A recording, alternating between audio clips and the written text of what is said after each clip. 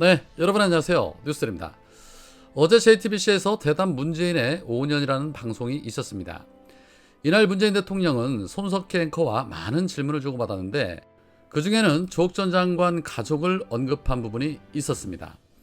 조국 사태 때 마음이 빚이 있다는 발언이 논란이 됐는데 지금도 마음이 변함이 없습니까? 라는 손석희 앵커의 질문에 문 대통령은 이렇게 말했습니다.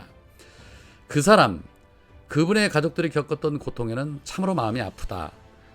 그분들이 잘못한 게 있어서 잘못에 대한 벌을 받는 게 맞다고 하더라도 결국은 우리 정부에서 민정수석이 되고 법무장관으로 발탁되고 하는 바람에 그런 상황에 이르게 된 것이다.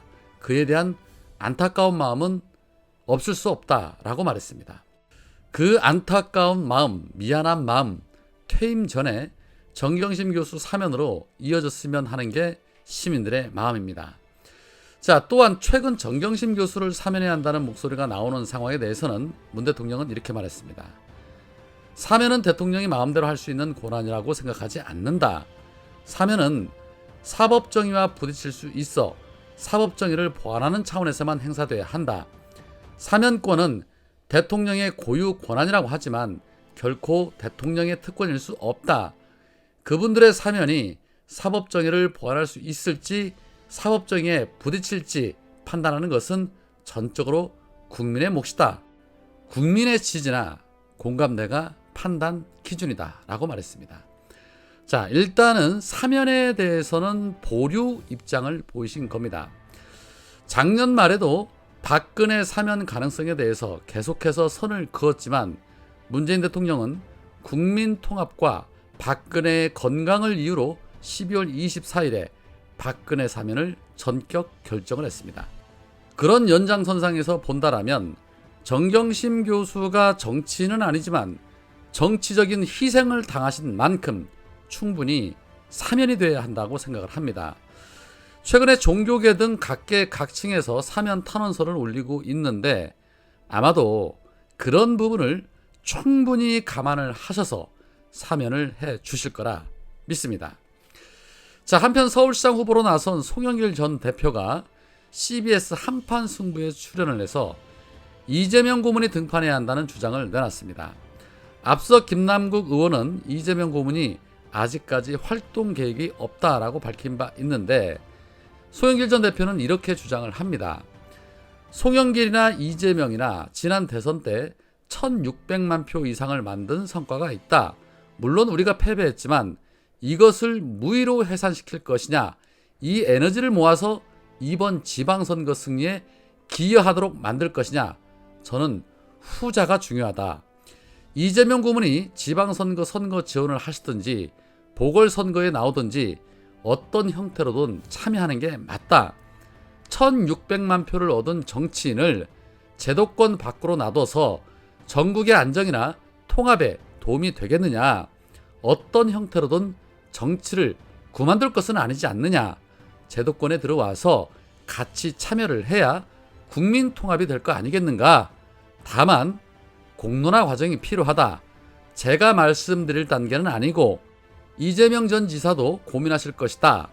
이재명 지사보다 제가 정치로는 선배다. 물론 주위의 분위기를 참고하지만 저는 결단을 하는 사람이다. 필요할 때 스스로 결정을 한다. 정치는 자기가 결정하고 책임지는 것이다 라고 말했습니다. 그렇습니다. 결단은 이재명 고문이 하시는 거지만 그 결단을 하게끔 환경을 만들어주는 것은 우리가 하는 것입니다. 윤석열과 한동훈 그리고 적폐연합들이 이렇듯 발빠르게 움직이고 있는 모습 속에서 이재명 고문도 정치 활동을 해야 하는 게 맞다라고 생각을 합니다. 물론 지자들 사이에서도 갑론을박이 있는데 작금의 상황이 녹록지 않은 만큼 이재명 고문을 움직일 수 있도록 당과 지지자들이 강하게 요청을 해야 하지 않을까 싶습니다. 이재명 고문이 움직이셔야 윤석열이 당선된 이후에 집단 우울증에 빠진 우리 국민들의 상처가 그나마 조금이라도 회복될 수 있지 않을까 하는 생각이 듭니다. 자, 한편 어제 박지원 위원장이 조국 전 장관에게 사과를 요구한 바 있습니다. 비판이 많았지요. 이에 대해서 조 전 장관은 100번이라도 사과하겠다라고 답을 하셨습니다. 이에 박지원 위원장은 자신의 페이스북을 통해 조 전 장관께 약속드린다라는 제목으로 조 전 장관님의 사과 말씀에 감사를 드린다. 정경심 전 교수님께서 따님 소식을 듣고 병원으로 이송되었다는 소식을 접하고 저 역시 울컥했다. 그럼에도 개인 박지원이 아니라 민주당의 비대위원장으로서 단호한 입장에 서지 않을 수 없었다. 대법원의 확정 판결로 확인된 사실을 원내 제1당의 공동대표에 있는 제가 부정할 수는 없다.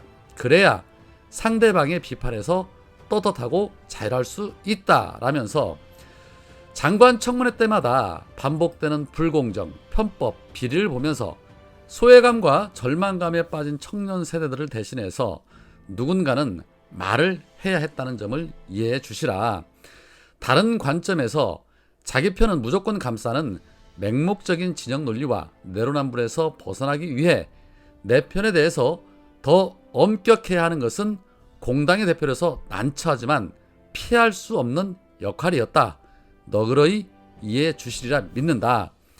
이번 기회에 또 다른 기준도 세워야 한다. 똑같은 잘못을 저지르고도 공직에 나섰다는 이유로 단죄하고 공직에 나서지 않았기 때문에 아무 일도 없었다는 듯 넘어가는 것도 우리가 해결해야 할 불공정이다. 공직 출마 여부에 관계없이 전국의 대학 교수의 미성년 자녀 공저자 논문이나 교수 부모가 제공한 인턴과 체험활동에 대한 진위 여부를 가리기 위한 전수조사가 필요하다. 조 전 장관님과 가족분들이 다시 평안을 얻는 날이 하루빨리 오기를 기대한다 라고 마무리를 했습니다. 전수조사 해야죠. 당연히 해야죠. 뿐만 아니라 고위공직자, 국회의원 할 거 없이 전부 다 할 수 있으면 해야죠. 좋은 말인데 그런데 꼭 조 전 장관의 사과가 있어야만 이런 말을 할 수 있습니까? 참 안타깝습니다. 개혁만 잘해내면 됩니다. 검찰개혁, 언론개혁, 사법개혁만 잘 해내면 됩니다. 자, 한편 가장 기초가 지목되는 것이 바로 검찰개혁 입법이죠. 박홍근 원내대표는 오늘 법사위 심사를 완료할 것이라고 밝혔고 또 박병석에게 본회의 소집 요구도 했습니다. 박 원내대표는 국회가 국민 앞에 약속한 합의안을 준수하기 위해 어제 늦게까지 법사위 법안 소위를 열고 검찰청법, 형사소송법에 대한 조문 작업을 진행하고 있다. 국회의장께서도 좌고우면하지 않으시길 바란다. 중재안을 최종 수용한 정당의 입장에 서겠다고 약속을 했고 어렵게 여야가 의총을 거쳐 추인한 합의문의 무게를 잘 아시는 만큼 이제 본회의를 열어 법안을 처리해야 한다라고 촉구했습니다. 또한 여야 합의가 윤석열 뜻에 따라서 무효가 된다라면 이는 중대한 헌법가치 훼손이다. 윤석열 측은 뒤로는 국회 합의 파기를 종용하면서 정치권의 헌법가치 수호를 고민하라고 주문을 했다. 윤석열은 헌법 위에 있단 말이냐라고 비판했습니다. 자, 본안대로 가면 좋겠는데 일단 분위기가 본안대로 가는 분위기는 아닌 듯합니다. 본안대로 가지 않더라도 반드시 명문화해야 할 것입니다. 명문화가 되지 않으면 이거 역시 대국민 사기극이 될 수 있기 때문에 반드시 명문화해서 입법안을 잘 마무리해 주셨으면 좋겠습니다. 오늘은 여기까지입니다. 고맙습니다.